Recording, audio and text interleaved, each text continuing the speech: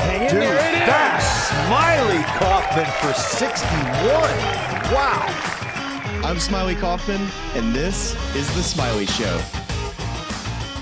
Welcome back to The Smylie Show. I'm Charlie Hulme. He's Smylie Kaufman. He's fresh off the road traveling from Atlanta, the host of the Tour Championship, to Birmingham, Alabama, right in front of this camera to break down what a week it was at East Lake. Smylie, I think that in the context of the show and what we've talked about, we were just knocking down storylines week after week after week. And I think arguably we got the most anticipated remaining storyline, at least in a PGA Tour context, that we could have asked for this week, which was incredible. Many people, remember our last episode where this was my fake one and done pick. So, take a little credit here. We got so much to dig into, Smylie, and we're gonna do it. We're gonna stitch it all together with the help of our friends at Ahead. Ahead takes a cross-domain approach to solving complex problems, integrating solutions across the technology stack, and bridging the old with the new. Ahead relies on its heritage of modernizing legacy infrastructure to blend with cloud-native skills, and you can learn more about all that at ahead.com. Before we dig into it, Atlanta weather this week, a lot of rain. Was it as hot and humid as anticipated? Bro? Rank Memphis against Caves Valley, wherever that is in Maryland, and Atlanta in this year's weather context. Memphis was the worst. Caves Valley was also bad at number 2. And then East Lake was pretty good. I thought the weather was pretty nice this week. Thursday was really hot. Wasn't a fan of Thursday. That was comparable to Memphis and Baltimore. But Friday, I was doing happy hour, so it wasn't really necessarily walking at it. So not good. Really sure how hot it was. And Saturday, it was I loved having the rain. It was cooler. I wasn't sweating. Cuss that humidity out. It's fantastic. Did the rain? I was like, just more of Seattle showing up, because I had enough of the amount of sweat that I've been dealing with over the last couple of weeks. So Saturday was totally fine with that. Excuse me. And then today was pretty good. It was definitely a little bit hot, but it wasn't too bad.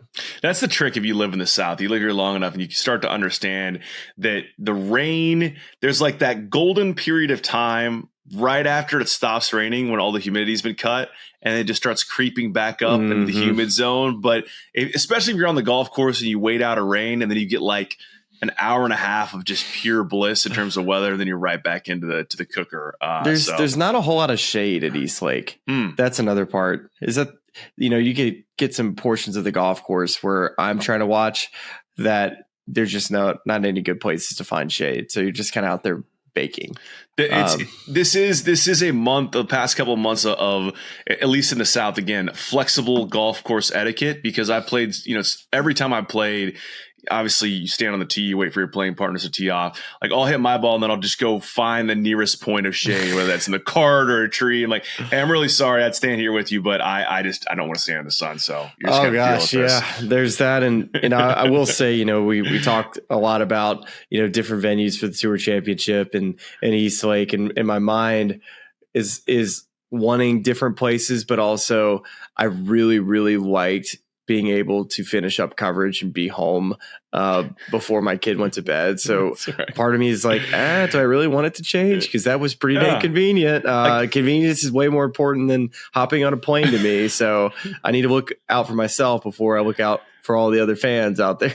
Yeah, like, unless you want to host this thing at Shoal Creek, this is about as good as we're going to do is East Lake. So Smylie, as mentioned off the top, in his 164th start on the PGA Tour, Tommy Fleetwood wins his first on the PGA Tour at the 2025 Tour Championship. About as good of a flourish as you could have specific to this season. I want to unpack the specifics, the near misses, just the way this narrative changes. But I think it was really interesting, kind of like zooming out a little bit and looking at the way this event and Tommy's storyline resonated far beyond what we'd assume is like the normal golf world. We had Caitlin Clark tweeting at the beginning of the day and featured on the broadcast, this has to be Fleetwood's day. LeBron was chiming in throughout the round as well. And then dude, what the world, right? How good is that? Like, first of all, LeBron is so in on golf. But second, to live tweet Tommy's day, and then he ends with congrats and salute emoji to Tommy Fleetwood. That first one feeling is something else, especially after dealing with adversity and shortcomings. 2 bunch of fire emojis and a trophy.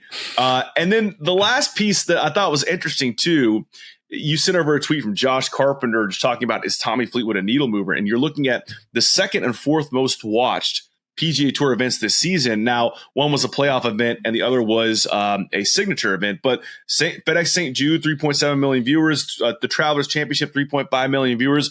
Both of those connected to the Tommy Fleetwood storyline. Here's how I want to stitch all that together, to use the phrasing of our partners at Ahead, and then get your thoughts on this. Is I loved how many times Tommy said this after the round. He said, talking about all the near misses, when this happens, we'll do it together. Talking about his fan base and the support he got. And he seems so genuine and on point with that statement. Just when this was an exhale, it kind of showed his character of like, this is why it was all worth it to him and why all these people who came along for the ride with him were rewarded by this moment. Totally. And I thought the celebration at the end, just the yell, on the 18th green, I didn't know exactly what type of reaction you would get from Tommy because, we saw the bottled up emotions from Rory McIlroy at Augusta. Obviously it would be understandable to have every single emotion come out on that green, walk into the scoring we saw from Rory, and Tommy gave us, a little bit. And that was surprising to me. He's normally so kind of reserved, doesn't get too high, too low, just kind of a chill dude, but was really excited for him. The perseverance this guy has had, so resilient, and the fact that he just keeps on putting himself in position and hasn't shied away from, hey, it's eventually going to be my day. And even for the haters, which there have been many that say that Tommy Fleetwood will never get it done, all of you have been put to rest today. So shout out to all the haters, because without you, Tommy wouldn't have got this thing done today, potentially. Well, and it's just so interesting. I was looking back just out of curiosity, because the 3 I remembered off the top of my head in a PGA Tour context were, of course, back in 2023, the Canadian Open playoff where Nick Taylor wins with that thrilling long putt. And of course, there's a little bit of post reaction to Tommy Fleetwood doesn't get it done, but largely it was celebrating a Canadian winning in stunning fashion on Canadian soil. Was a huge party. Then, of course, you have the 2 this year, Travelers Championship and the FedEx St. Jude, both of which he enters in that final group. The Travelers, of course, gets overtaken by Keegan Bradley. At FedEx St. Jude, playing in the final group with Justin Rose. Rose reels off 4 birdies. Tommy doesn't even make it to the playoff that eventually features both Rose and JJ Spawn. And then just going through it as a sort of non-PGA Tour footnote, I thought this was interesting. We think back to the 2024 Olympics, and it's better remembered for the John Rahm meltdown, but he finishes runner-up by a shot to Scottie Scheffler there. Mm-hmm. Now you have this massive narrative flip where you go from the guy who can't get it done and has failed spectacularly in the spotlight on a number of occasions to the guy who won the final event on the PGA Tour calendar.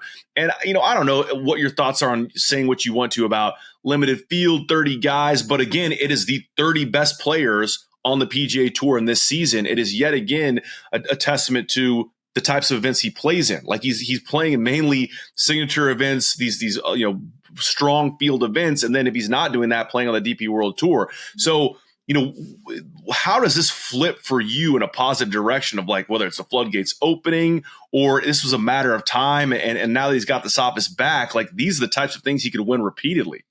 Oh, for sure. His talent's a joke. He's an unbelievable ball striker. His putting has improved drastically over the last couple of years. Is something that really has held him back. His work with Phil Kenyon, obviously, coming out again. So, gosh, Phil Kenyon just seems to be the guy. And Patrick Cantlay going to see him too. Obviously, seeing some progress over the last couple of weeks for Patrick Cantlay. But you don't ever really forget how to win. It's. Mm-hmm. For a player of Tommy Fleetwood's caliber, he's won since he was, a junior golfer. He's won at every single level. He's won on the DP World Tour 7 times. It's so fleeting winning golf tournaments sometimes because pun intended. I guess. Yeah. That was really good how you worked that in. It really can be though when you think about it, because you could play well and lose. You can play badly and win, and sometimes it's just all about being in the right situation. I think you could point to a couple of scenarios where you're like, did he choke there? Like, did he give this away? Did he play his worst golf when he needed to play his best, or not even his best, just average? I think you could point to a couple situations where that you could say, you know what? Tommy probably should have found a way to at least gotten in that playoff in Memphis, or he should have found a way to get in that playoff in Travelers, or even won it outright. Or maybe taking a little bit more of a chance earlier in the round, finding his footing earlier. But I think in his interview after, just talking how even 3 shots on 18 felt like a lot, tells me that this has been weighing on him heavily to where he's like, I just got to get this thing to the house. But you would never be able to tell that based off the golf shots he was hitting. And I thought his adjustment in the middle of the round when he started getting his ball striking back, where there was just some big misses right there in the middle, like on 8, I believe the 10th hole. And then he just kind of gets it back going. He said he changed his routine up, what I found to be different. You don't ever hear players really say, I'm changing up my routine versus changing something in my golf swing. So interested to hear what exactly that routine change was. And was able to put shots on each other that just continued to keep his lead just enough out in front to where it really felt like nobody else had a chance until, we got to that 15th hole. And the 15th hole just proved to be a bit of a interesting storyline that I think needs further discussion on whether if the 15th hole is not a very good hole from that back tee. And is there anything else that we can look at this 15th hole to figure out how to make it like it's kind of like goofy golf chaos that just seems a little off to me. I absolutely, once we get through the Tommy Fleetwood section, we should do some sort of East Lake postmortem, because I think that there were things that were out of their control, right? Like the whole narrative and storyline of, okay, we're changing the Tour Championship format to make it just another tournament. But what we're going to do, I think, I forget the specific line, but it was basically, we're going to use unique pin positions. We're going to make this course a lot harder. So it's a big risk reward. And you take a ton of teeth out of the golf course when it rains a ton and it's ball in hand all week long. That's something they can't control. They can't control the weather. But by the same token, holes like that are both exciting for a viewer, but also borderline silly, where every time I felt like they were cutting to the 15th, guys that were in contention were missing the green and just heading to the drop zone. And it's debatable as to whether or not that's fair golf. So I want to come back to that and just get your full thoughts on the course this week. But on the topic of Tommy, I think a lot of, if you're putting your hater hat on and you're trying to devalue this win, you could pick all those arguments apart. Because if you want to say, okay, look at the guy he's playing in the final group with, opens up bogey double. Scottie Scheffler had a pretty up and down day. Russell Henley's day was pretty flat. Like, there wasn't really any pressure applied.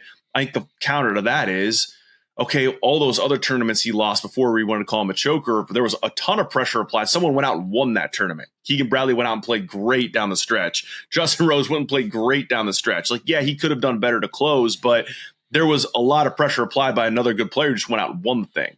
And then in terms of like a short, smaller field, 30 guys playing, yes, it increases your odds relative to the field. But when the people who are chasing you are all the guys I just mentioned, Patrick Cantlay, Russell Henley, Scottie Scheffler, the like, that is a very impressive win. You're not trying to win this against a bunch of career journeymen. So, I don't know if there's anything to add there to that, but I was just trying to think about it from both sides. My head goes to, you have to first get yourself in position to win golf tournaments to end up closing the deal. He had just enough of a lead, 2, 3, 4 shots, 5 at times, to where the guys that were chasing needed to make a run. No player today ever felt like they made that run. We kind of had it earlier in the round when it felt like my group with Henley and Bradley, when they had got to the 7th hole, especially when Keegan hit his shot into the 7th, depending on how Tommy played the 6th, you're thinking, all right, these guys are going to be chasing down Tommy Fleetwood today. Then Tommy birdies 6, and then he makes an incredible birdie at 7. That hole was playing much more difficult today. And having that lead and then having everybody else come and chase him and not being able to get it done, like he finally had a day where his chips fell the correct way. And that's when he's talking about, I just need to keep putting myself in position more often. And people are like, well, that doesn't mean you're going to win. Well, technically, it helps a lot. You can't win golf tournaments unless you are leading the golf tournament. So, yeah. And I think you probably learn a bunch over the last couple of weeks, and just being in, just that mental frame of mind of being able to run a process that allows you to just be so committed shot after shot to where you just can't take one off, and the importance of every shot because you've lost golf tournaments by only a couple of strokes the prior weeks. And maybe you could probably speak to this better than I can, of course, because of being in a position to win a golf tournament and the way that the strategy changes and the conversations with your caddy changes. But there were two, large moments at the Travelers and FedEx St. Jude where there was a bit of indecision over, what type of shot do we want to hit that ended up being turning points that allowed him to lose a golf tournament. And maybe that factors into what he's talking about with Finau about how we're going to come down the stretch on this thing. Again, you could probably speak to that better, but I think if you keep putting yourself in position, to your point, all the things you learn then come in handy when you're there trying to do it another time, and boom, this all comes through, and it feels like you got a lot of stress relief there. So, and I just think, just play it forward a little bit. Like, how good we need to go back and do the recap of this year and just write down all the storylines we got that were incredible, because you go from years of talking about the Tommy Fleetwood, Cam Young, who is the best player who hasn't won, and then you get both of them in the span of 1 month. It's like, all you can do is hope for these sorts of things, but to get all of them in a row and then watch the TV ratings jump, like it's pretty great stuff for the tour. Yeah, there was somebody that had tweeted out. Here we go. This was Jake Knapp's lifting coach. Which is obviously another burner account. It's a burner of some sorts. And the guy says, "Was this the best PGA Tour season ever? What am I missing?" So you got Fleetwood, the FedEx champ, Rory Masters Grand Slam. Of course, that's in a major context, but still just in a general season. Yeah. The Rory's Players Monday finish. He listed Brian Campbell. I don't know how that slipped in here at 4th. JT wins and extras at Harbour Town. Scottie, 2 majors and dominance. JJ Spawn, U.S. Open putt. Keegan comeback at Travelers. Cam Young, first win. And then Hideki, Ludwig, Hovland, Henley, Minwoo all getting wins. I mean, you can definitely debate that. I wouldn't say it's the best tour season ever, but there were really good storylines throughout the season. Yeah. Kept us busy as a podcast, that's for sure. Just following what seemed to be just great, stories every single week, which, that's why a lot of people are fans of the game of golf, and professional golf is the stories that come from the heartache and the players that have been chasing something for so long. And I think that it was so relatable for so many people watching Tommy Fleetwood today, just feeling like you're just trying to get him to the finish line. Fran was telling me that Anna Carter was saying, "Yay, Tommy, you did it." Like, she was like clapping, excited for him. So like, man, my 2.5-year-old daughter is like clapping for Tommy. So I think it was just a heartfelt story, and I'm sure going to be a great, nice ending to, I'm sure, a Netflix season that'll have a happy ending, right? It was so good. I watched the 18th hole and the trophy ceremony with Walker sitting on my lap, and he's in the phase of his life now. He says, "Dada, what's that? Dada, what's that?" That's like, and it's the same thing over and over again. And listening to him try to pronounce Tommy Fleetwood over and over again was very, very cute. And also, I think it was cool, even within the context of this round, seeing Keegan go over and talk to his family during the middle of it. It's just, there are a lot of great dad storylines that are selfishly for us, we're enjoying this here on the tour. But I think if you take that list that you just put out there, and you condense it down to Rory Grand Slam. Of the 4 majors, you have Rory Grand Slam. You have, and we'll get to some of the stats I've looked up on Scottie later, because we knew we had a great year, but these were just still blew my mind. The solidification of continued solidification of Scottie Scheffler's legacy, winning 2 majors and putting himself just 1 away from the career Grand Slam. The other major, the way it was won, the fashion it was won by JJ Spawn, unbelievable. and then you have two of the guys who longest tenured non-winners on tour getting it done. I mean, that for me alone is like just a spectacular season. And then all those sub storylines still compelling on a signature event basis. Keegan, JT, I thought, both of those were, fantastic. So it's a great year. I think it's an exciting time to be a fan of professional golf. Of course, you have the breakup or the two leagues with Live Golf and PGA, but golf has never been more popular. I think the PGA Tour has an ace with Brian Rolapp. He, of course, gave a great interview at the beginning of the week, a press conference, I should say, just about how he's definitely going to look at this entire PGA Tour, and nothing seems to be safe. I think it's safe to say that you're going to see a ton of changes with the PGA Tour. I have heard that he is trying to get in touch with close to 100 PGA Tour players. Wow. He's already spoken to about 20, and calls have ranged between 30 minutes and an hour and a half. And it's a lot of him just asking questions and listening, compiling data of things that players want to see changed, things that are good. And I think he'll have a lot to look at and understand, okay, this is where we're at. Okay, but what do you think about this from the PGA Tour standpoint? So I've heard a lot of interesting things over this past week that I'm going to continue to monitor. Not great to report on yet, but something that some things that I'm super interested about. That I think is one of the more encouraging pieces of information I've heard about this transition. Without going too deep on commentary on the previous regimes and whatever. I mean, that it is what it is. But I think that golf and baseball, I would say, are probably two of the biggest status quo games that you can find in the professional sports landscape. Of like, we have all this history. We're very tied to it. We're resistant to change because if we do, what happens to the record books? What happens to the people that fell in love with this old timey version of it, right? Yeah. And baseball's innovated a ton in the last few years, but rollout coming from where he comes from, where the NFL was looking at any possible way to not discarding the key parts of the game, but like finding ways to evolve and change and applying that sort of mindset while also soliciting player input. Because I think that's maybe where some of the missteps were with the previous regime is they thought they were doing something that maybe could have been beneficial, but they did it without talking to any players or keeping it very secretive within a real inner circle. And now you're going out and soliciting all this input, making people feel like they have buy-in. But you better believe at the end of the day, the roll-app's still going to do the thing that is going to improve the product the most. And we'll be able to sell that line of thought to the players of like, hey, maybe you didn't want the specific change, but I promise you there is a driving thought behind why this is going to make it a better version of this tour for you and your colleagues. I think I like the way he's approaching it. Let's get all of the data and then let these guys just go out and be golfers. Let's not let them try to run the tour. Let the adults in the room be able to, take this thing to the next level. And I think that's what he's doing now. I think next year you're going to start to see progress and announcements of changes that are going to happen in the future years, hopefully starting in 2027, where I think the schedule could just completely get blown up, which would be so exciting for the fans, the players. So there's interesting things that I've heard that would be like one of the first things that could say that people are talking about and that things could really get changed up a little bit. That would be, I'm intrigued. All right, we'll put a tab in that one. We'll come back to that one later, of course, but that's exciting. One more, at least on the competition itself.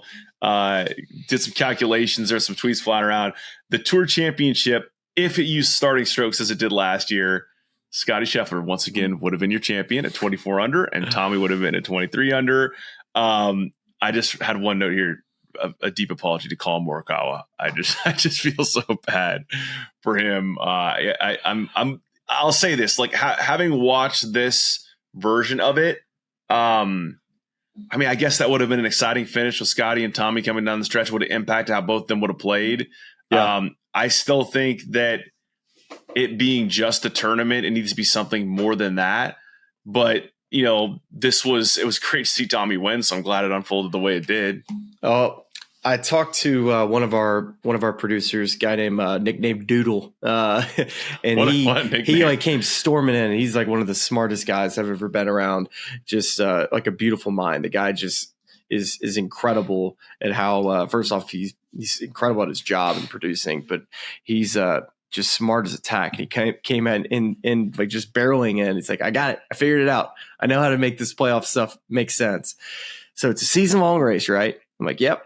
Okay. So the number one guy. So let's, for example, this week, Scottie Scheffler has an opportunity to go and win the Tour Championship.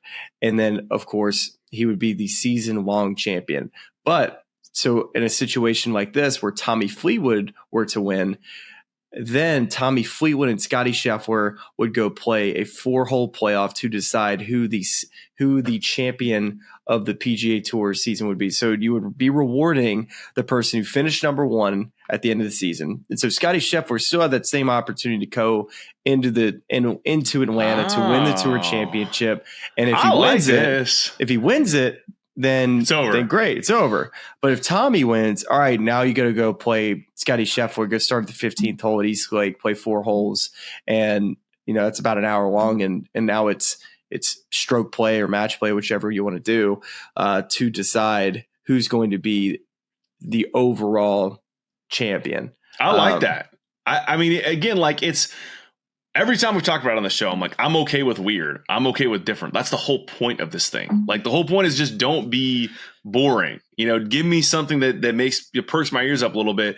As a viewer, like, oh, okay, I could get into that. So I like that format.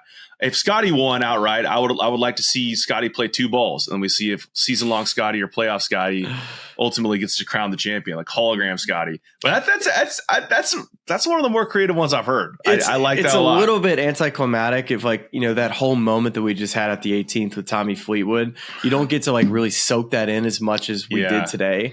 So that would, maybe that's a 1 in a 100 times or chances of a situation in that storyline actually happening, which will cloud our vision, which we talked about coming into the week. What's the things that'll happen for us to think that this is Scottie the right way Jacob moving forward. But seriously, Tommy Fleetwood winning is going to cloud a lot of people's judgment of this whole thing on whether it's right or wrong. That's fair. I'd add one more wrinkle is it should be a 3-way playoff. Should be the winner of the season long tournament or the season long standings. Should be the winner at East Lake, and then it should be the winner of the Creator Classic, and just let them go at it. Just put them out there. 4 holes. Who's the lowest aggregate score? Okay, so before we go, I've got a lot of Ryder Cup to unpack here because this is an intriguing leaderboard in that context as well. Any more East Lake postmortem, any additional thoughts on 15, how the course played in general? Can you give it a fair assessment given the weather conditions this week as to what they were trying to achieve? Any thoughts on that front? I personally really like the golf course. I don't mind it at all. I think the players have found a way to love this version of it. I think some old school guys who played a bunch at the prior East Lake don't like it near as much. But I'll say this about the golf course and maybe why it doesn't play nearly as hard. So I think you see this with a lot of modern architecture now, is that fairways seem to be getting a little bit bigger. Trees seem to be going away. Greens are getting a little bit bigger, trying to restore areas that they've lost. And so you're making the greens bigger. You're sectioning off the greens, which is in effect, for the most part, is creating less slope around the green. So when we think about the old school nature of East Lake, smaller greens, more back to front, and more slope. So the greens were faster. And I think when you have greens that are bigger, that are more sectioned off, you're going to have less break. It's going to be a little less quick in some areas. And players, now this week, obviously, with the amount of rain that they got early in the week, not being able to get the mowers on it, ball in hand, not a ton of wind, it just isn't that challenging for these guys because the ball is going far. Guys are able to hit 7 irons 190 all week. So, I mean, even the first hole was playing back into the breeze on Saturday. Guys were at driver 3 into it. So we did see teeth in the golf course throughout the week at times, and we saw shot value be raised for where they were putting some of these hole locations. So I think the course did stand up for the most part after that first day where everybody just shot, just some incredibly low scores, the lowest scoring average starting out in that round 1. And I want to just wrap with the 15th hole because I think the idea of what Saturday's hole location made sense, probably. If the wind was coming in off of the right and a little bit in, it helped slow the golf ball down. But they played it at 220 yards. When you think about a dispersion of a 220-yard shot, and they overlaid that green versus 17th at Sawgrass, and seeing that it was only, however many square feet bigger, it wasn't that much. And then you're thinking, all right, let's do the math. Okay, well, 17th at Sawgrass, everybody talks about how hard that shot is. And it's like a 145-yard shot. And these guys are hitting 6 and 5 irons, where I don't necessarily like the green's design from that distance. I think it's better suited for something if maybe the lake and the tee box wrapped further, like if the tee box just extended along the lake, that maybe you would be able to play something at that, let's for example, I think the 15th hole at the Honda Classic or Cognizant Classic is such a great hole, and it's about an 8-7 6 iron. And I think that's probably a much more fair test and shot that takes away a little bit of the quirkiness and the goofiness. And I'll say this about the 15th, the Cognizant, is that there's a bunker that catches golf balls. This runoff area to the left, how it's sloped, and then a little bit of rough to catch the ball.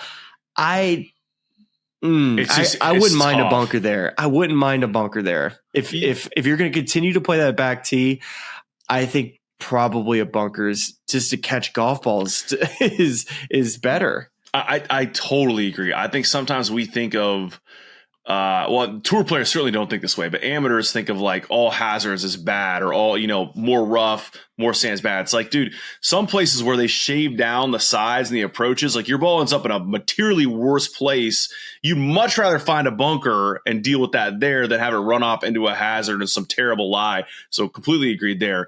Remind me, because I forget exactly how it was before. Did this whole materially change in the redesign? Like what was the old 15 like? Well, probably, I'm not sure how much bigger it had gotten because I don't know how much bigger you can make it, seeing that this piece of land is sitting in a lake. So I'm not sure how much bigger they could make it. I imagine it's pretty much the exact same dimensions, but there was a bunker to catch golf balls on the left.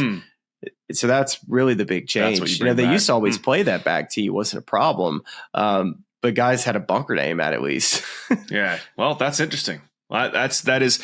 I might get some feedback there. I mean, I'm sure there's going to have to be some feedback given the way that was played this entire week. If the green was all shaved, so right now it is fairly shaved, but even if you took the rough on the corners away, that's where I like playing it at that 150 spot. So where we played it the first couple days. Now, just let's take the rough away if we're gonna play that tee every day. But if we want to still go back and move it back to all the way back, I think you really need to have no wind or a little bit wind back into you, because it is a little bit too much. It's such a crazy hard shot. When you stand back there and you look at that green, like I seriously, I'm just trying to think how many golf balls out of 10 I could hit on this green. Like if I just had like a full range session, I go there, it's my first hole. I think I probably can hit maybe 3 golf balls on this green. It just doesn't feel right. Yeah. I mean, I think I think the point is, stats should define this in a certain degree. I mean, I know that there are certain places where it's, we're going to make this hard, et cetera, but if the dispersion of, a tour pro, average tour pros, whatever iron you're going to hit, if it's into the wind, it's 220 out, it's going to make this comically hard. Yeah. We got to have a different decision. Like kind of like you're saying, PGA National, okay, give them the choice between a 6 and an 8 iron somewhere in there. Okay. That's still a challenge, especially if it's windy, but it's not like comically hard. I saw too many guys on Saturday executing the golf shot and not being rewarded for it. Can't have that. So Cameron Young's ball landed 10 yards short of the flag. It's probably 5 steps right of the flag stick and rolls through the green. And I'm just thinking, what else was he supposed to do there? He landed at 10 short. So that's where I kind of draw the line of, okay, the setup was kind of missed. And I think the idea though was that it was supposed to be back in to help slow the golf ball down. So I understand the logic, but the wind either changed on them and just made it to where it just didn't add up that day. Yeah. Well, put a note in that one as well. See if we get any Smylie influence tweaks as we arrive at Eastlake again next year. So let's talk a little Ryder Cup now, Smylie, because looking at this leaderboard, you could reasonably say that all of the top 12 players on this leaderboard, except for one, are either qualified for a Ryder Cup team already or legitimately in the conversation for a pick. Maybe some further on the fringes than others. But and then the other one is like, I think Keegan really should start taking a look at Corey Connor and see if he wants to take a pick on him. But let's kind of ride down the leaderboard a little bit here and kind of take these one by one because they get profiles nicely. We talked with Kyle Porter about this. Patrick Cantlay, if he was, I know he's further down that list, but given his experience and his partnership with Xander, if he wasn't a lock prior to this week, I mean, pretty safe in saying that after time per second, he's a lock for this team now? Everybody I talk to just talks about how Cantlay's, there's no way he's not going to be on this team.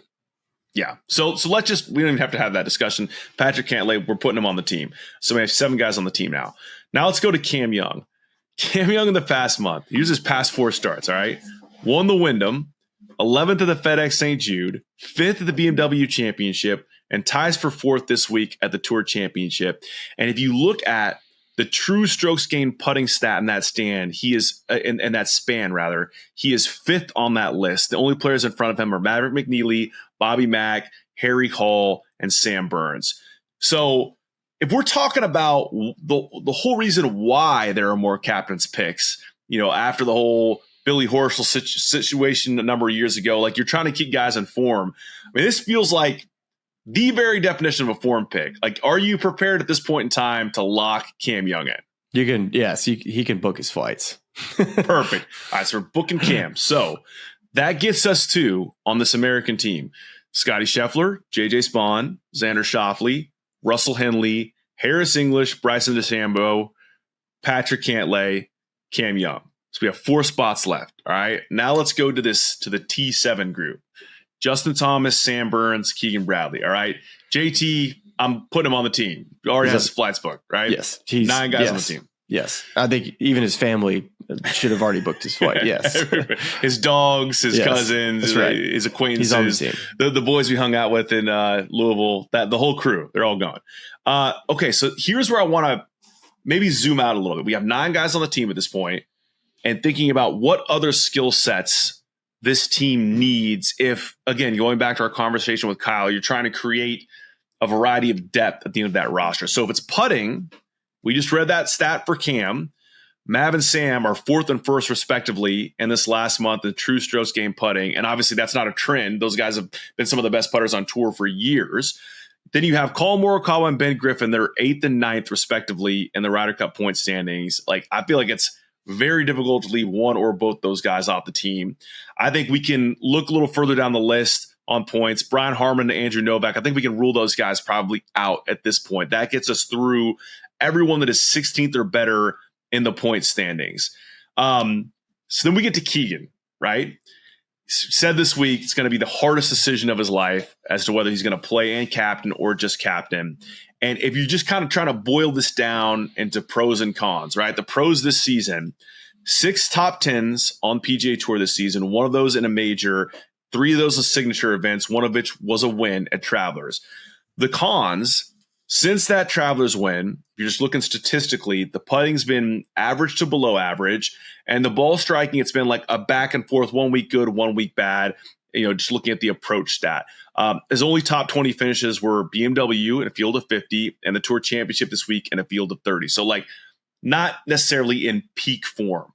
So, given that list of guys that we just talked about that are past that, we're talking Maverick McNeely, Sam Burns, Colin Morikawa, Ben Griffin, Keegan Bradley for 3 spots. Which way are you leaning right now? I think the team to me is, if Keegan plays, it's somebody's going to get left off, and it's going to be somebody obviously will on any team in this scenario, but many people, you and I are getting left off the team. It's unbelievable. Like, Ben Griffin, I think, has played too good of golf to be left off of this team. Sam Burns, I think, is playing well enough and had his enough moments. Of course, we already talked about JT. So if Keegan were to not play and then Morikawa is on the team, that's a pretty dang good top 12. I think Keegan might look at that list and say, you know what, it would be hard to call one of these guys and leave them off of the team. I think the one player that you look at who is in the least, his form is probably the worst of the bunch, probably Morikawa. Like, he would be the guy that hasn't, he's only had one top 10 since, I think it was back in like May or something. It's been a long time since he had a top 10. He'd be the one player that it's not a good course fit. It being a long golf course, sure, he's played in a bunch of Ryder Cups and President's Cups and has a ton of experience, but that would be the one that I think would be the biggest shock. Although I think he'll be on the team, that I could see a world in which Keegan picked himself over a Morikawa, but that even then just feels weird having Ben Griffin on the team over Morikawa. It just feels wrong, but Ben has played so well. It's just this case study of what else could have Ben Griffin could have done to make this team. If he doesn't get picked on this team, who's to say he ever has a year as good as this one? I don't know. What is his ceiling? But I think there's a lot of respect in the locker room for Ben Griffin and how good he is. And I think everybody's just trying to figure out what is his ceiling. We don't know. How is he going to handle it? I think his confidence and his belief is that he can go stand up and handle the challenge. I agree with all that. Like, I think that, if JT is 9, I think Ben Griffin is 10 on the team for all the reasons you listed. Just really hard to leave a guy like that who's really coming to form this season, play good at most of the majors. Feels like that guy deserves a spot on the team on form alone. I think if Maverick McNeely hadn't finished third last week at the BMW Championship and putted incredibly and kind of come back into form, it's been up and down the past month. But I don't think Maverick makes the team. I don't think so either. But I don't even think we're even making him a serious. I would say it this way. I feel like he'd be more in the Brian Harmon, Andrew Novak group had he not finished third at the BMW last week. But because he finished as well, you kind of start talking about him a little bit. But then this week also not a great finish. So I think maybe he's closer toward that group. So then really what you're talking about is Collin Morikawa, Sam Burns, and Keegan Bradley for 2 spots, right? And so it's another part on Maverick is, especially with Cam Young putting good, it's like you don't need to take another guy for putting, like especially if Sam Burns is going to be that guy, and Sam's been in better form, right? Yeah. So yeah, it comes down to whether Keegan thinks he's Sam's on the team, in my opinion. I think he's going to make the 11. team. It's Keegan or Collin, and that's I think Keegan is probably at that point better overall form. I think you just put Morikawa on the team at that point. That's that. If it comes down to when you're looking at it, it's like, well, shoot, I'll just captain. Yeah, which is crazy because and you're looking at the form kind of down the stretch and saying to yourself, okay, he could have played a little bit better, but he didn't play bad by any stretch of the imagination. If you pull up Collin's page, it's okay. He had tied for 8th at the Rocket Classic. He was second at Arnold Palmer Invitational. But he missed a cut at the Open Championship, missed a cut of Scottish, tied for 22nd at FedEx St. Jude, tied for 33rd at the BMW. It's just like if you were just blind resumeing it, mm-hmm.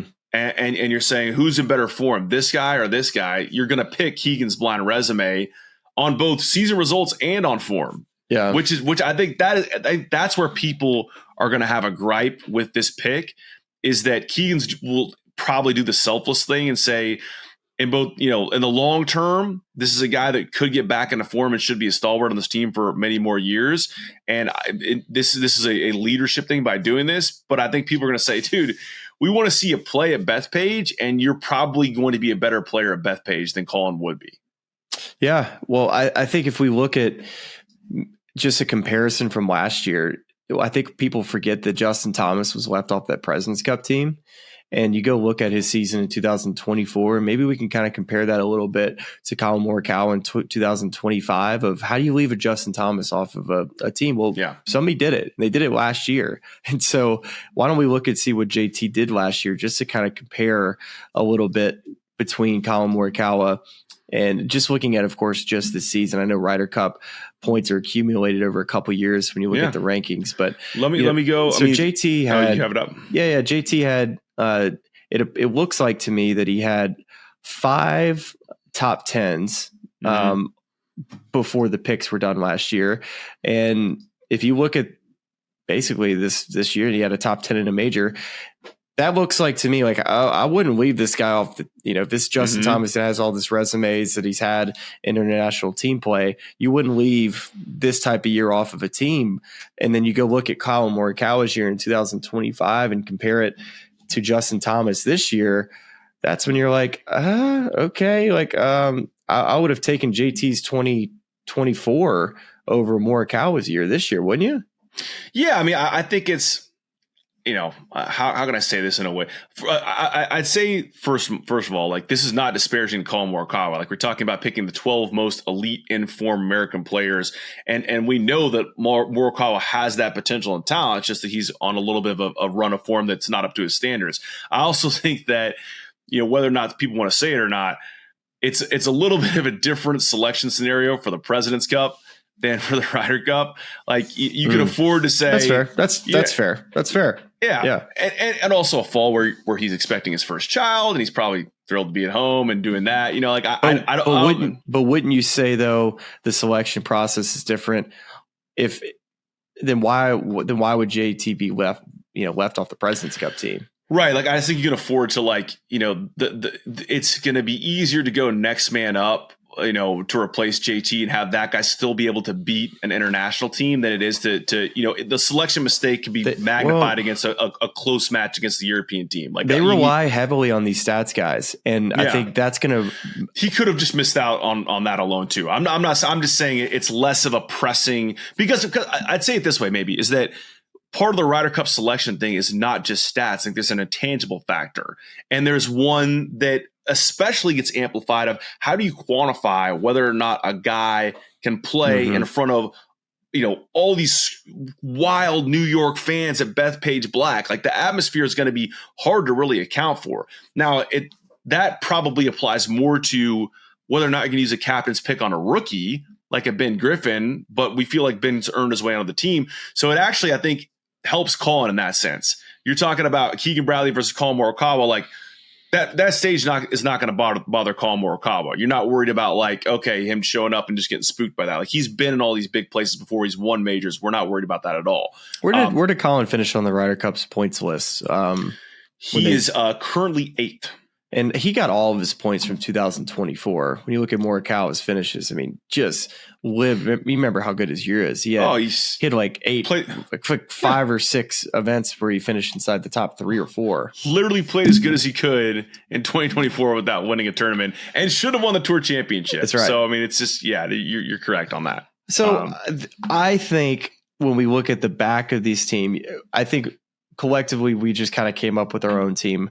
But I'm telling you, everything that I've heard, the stats guys and how I guess when they evaluate a player, it's how well they match up with the amount of players available. So if you're a guy that only matches up with let's say one other player, you would be less likely to be picked on the team, would be my guess, if you're not a high match probability for multiple players or somebody that we feel like we can stick with the entire time. So I think for guys that, it could be somebody like a Morikawa, it could be a Sam Burns, but I think Sam Burns is going to match up with a lot of people.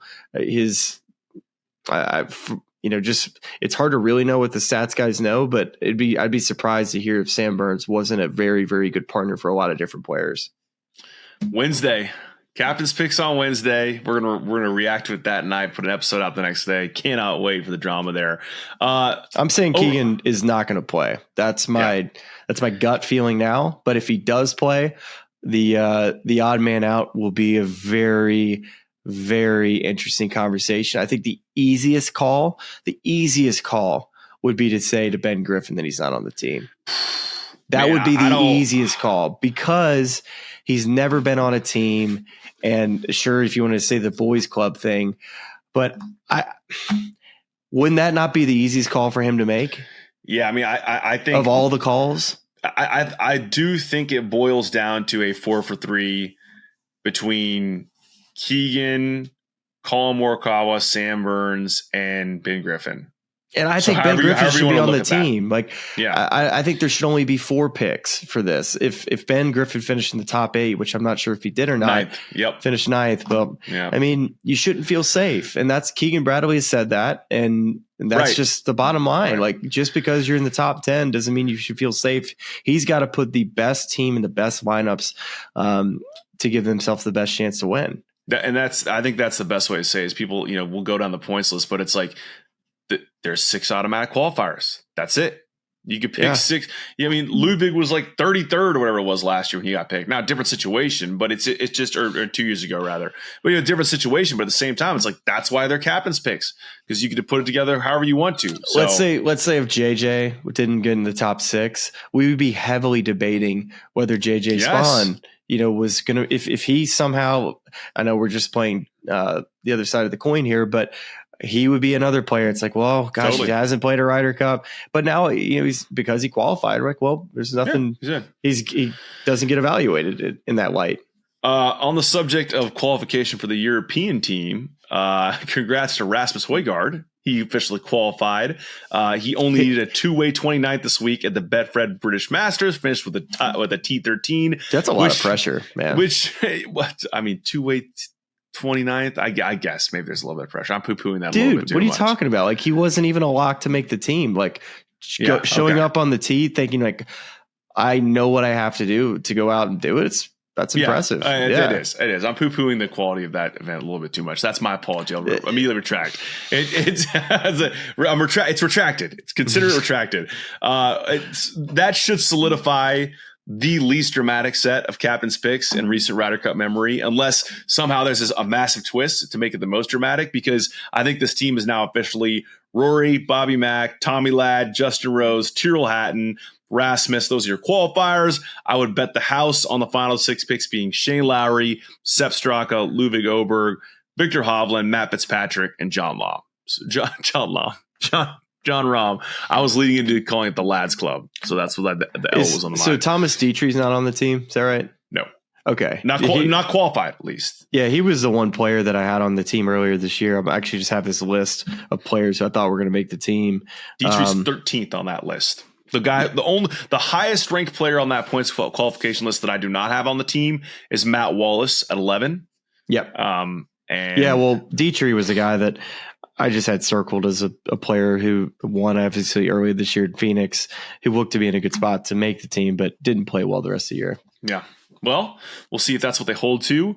It's going to be an exciting week of picks. I wanted to get one more Tour Championship note in the books. Okay, let me set this up, right?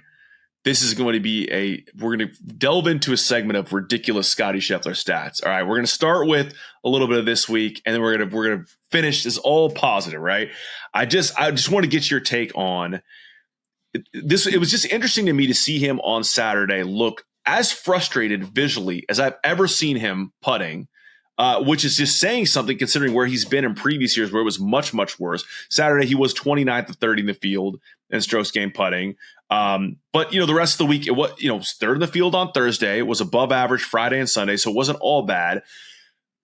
What do you make of just the emotional response to putts? Like, there was a smacking of the shaft off the knee, throwing on the bag. Like, we know he's competitive. And by the way, like, this is not a judgment. I'm just curious if you read into it all the way he's feeling about that specific situation on Saturday and the frustration around putting. Well, I didn't see obviously his round. I just heard about all the missed putts on Saturday, if he was able to hole a couple. But really, where I think he lost the golf tournament was on Friday. He completely stalled out on the back nine and just out of nowhere, because it was just frustration, like you're talking about, just being a little bit off, not getting a whole lot out of his round. So Scottie on Friday, especially after he opened up with a 7 under 63 on the first day, you're thinking this thing is over, right? Russell Henley shot 62, but Scottie, opening up with the 63, and just the things that he did on that Thursday, we're blown away, and you're just this wow factor of, man, we're about to watch him seriously show up to this event and win the Tour Championship, with all of us saying how ridiculous it is that he doesn't have an advantage. He goes out and does that. But then Friday, like you're talking about, and then Saturday, just general frustration. And I think that's just a buildup of a couple really difficult weeks of heat, being in contention, that he's just fractions off, man. And in this game, with the top 30 players on the PGA Tour being there, just being fractions off, even for a guy like Scottie Scheffler, in a golf course that was gettable, you had to be on the front foot. You couldn't have a stall at all during the golf tournament, or it was going to be pretty tough to get that momentum and just get that ride of birdies, because the golf course toughened up on the weekend. Saturday, Keegan Bradley shot at 63, which was, the best score by 4 at one point, just showing how tough the golf course was Saturday. And then Sunday, he had opportunities, but starting out the day, you hit the ball into the fence at 1, and then, he's 2 back on 15. We're all like, okay, here it is. The 5-iron that Scottie Scheffler's about to stuff at 15 to start storming his way up the leaderboard. I think everybody on their couch is thinking, how is Scottie about to somehow end up in a playoff or win this thing outright? And I think all of us were surprised at the outcome at 15, but just shows you, how the margins were so fractional there at that 15th, and really, how good you have to be for 72 holes to win on the PGA Tour. It's very interesting on a number of fronts. It was even interesting today, some of the misses off the tee that reminded me of that 2022 FedEx Cup, when he had that sort of miss with Rory kind of coming down the stretch. But okay, let's get to the positive, because I was like, let's just recap his year. Let's just see what he's done. Let's specific to the putting front. Well, I started there. Okay, 19 starts this year. Only 3 of them were negative strokes gained putting, which just illustrates how far he's come on that front. And this is a great connection to our case study of, like, if he putts poorly, he's top 10. If he putts like around average, probably in a playoff. If he putts good, he's won by multiple shots. So the 3 negative strokes gained putting performances: Arnold Palmer Invitational, where he finished 11th, Charles Schwab, where he finished tied for 4th, and the Scottish Open, where he finished tied for 8th. And then if you go through his year results, he only had 1 finish worse than a top 20 in those 19 starts. It was a tie for 25th at the WM Phoenix Open. He had 16 top 10s out of 19 starts, 11 top 5s, and 5 wins. I know we know it was good, but then you just look at the list itself, and this is after he gave everyone effectively a month head start because he cut his hand making lasagna. It's mind blowing, and I'm adamant he would have, without the lasagna incident, he gets to 10 wins, and I'm validated with my prediction at the beginning of the year. I just feel it. He's so damn good, man. So fun to watch him play this game. I mean, I'm just looking at his stats on the PGA Tour. He led in, I mean, there's so many categories that he led in, but just like these are the ones I want to talk about, is that he was 16th in strokes gained putting this year, which is insane to think about considering where we were a couple years ago. Tee to green first, off the tee first, approach to green first, scrambling second. So he's putting, he was 16th. And he's an accurate driver of the golf ball for being a very long player like he is. Gosh, I'm just seeing if any other stats stick out. I mean, there's so many places where he's won. And then the scoring average, 68.1. Actual adjusted being 60. Yeah, just ridiculous. Birdie percentage first, bogey avoidance first. How do you beat this guy? He looks unbeatable. It statistically feels unbeatable.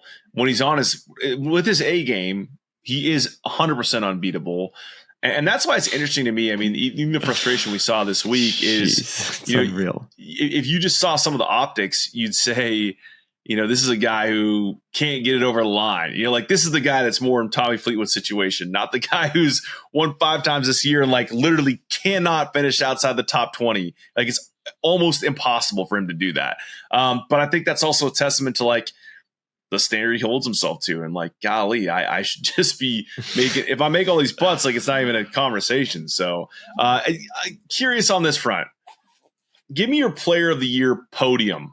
We know he's the player of the year, but what's your podium this year if you're going bronze, silver, gold here? Oh gosh, good question. Well, Scottie, gold. Yep. Rory McIlroy, silver. I think that's fair. I don't want to be prisoner of the moment here, but I think Tommy Fleetwood gets the bronze. I think I would this is why I asked you that, because I think that might be our bronze medalist. Yeah, 100%. Tommy Fleetwood at 3. But how about that? For a year we were ready just to say, "Oh my goodness, like this is I can't believe it." Like you could make an argument that that JJ Spahn's season because the major and the second at the Players, man. That's true. Yep. To me, and then second at obviously losing in a playoff in Memphis. I mean, that's a really, really high level, strong, deserving of at least consideration for bronze. Tommy, I think so if you count the playoffs as signature events, which you don't, but just in big events, this guy finished in the top 5 a ton. And so getting that win at the Tour Championship has to, for me, elevate it to where his consistency in the big events, which he only played signature events and big events. So I just think his overall consistency probably gives me the bronze for him. But JJ Spahn was definitely somebody you have to consider. But then there's another player like Xander Schauffele. Like he would be on like my gold of weight. I didn't see that coming. Yeah. I mean, this is all, and I look forward to like unpacking this fully when we get to like a sort of season recap episode of sorts. But yeah, and they haven't factored in the finish at the Tour Championship on the PGA Tour stats page. But Tommy had 1 win, 1 runner-up, and now 8 top 10s, 15 top 25s. Yeah. JJ has the win. He has 3 runner-ups, 6 top 10s. I mean, but I will say this: it's interesting on that front, is because it's hard. You think of the guys who led the season, but for us to be as late as we were on JJ Spahn, as we talked about, it's if you're having a bronze medal consideration for Player of the Year between him and Tommy, like. Kudos to that guy. What a year it's been for him, and could really put some icing on the cake if he goes out and plays incredible at Bethpage. For sure. I don't know where he finished up this week. He didn't look like he was that sharp, which is kind of a bummer, for a player that this is kind of stuck for guys like Justin Rose, JJ Spahn, Sepp Straka, all these guys who are living inside the top 5 all year in the FedEx Cup.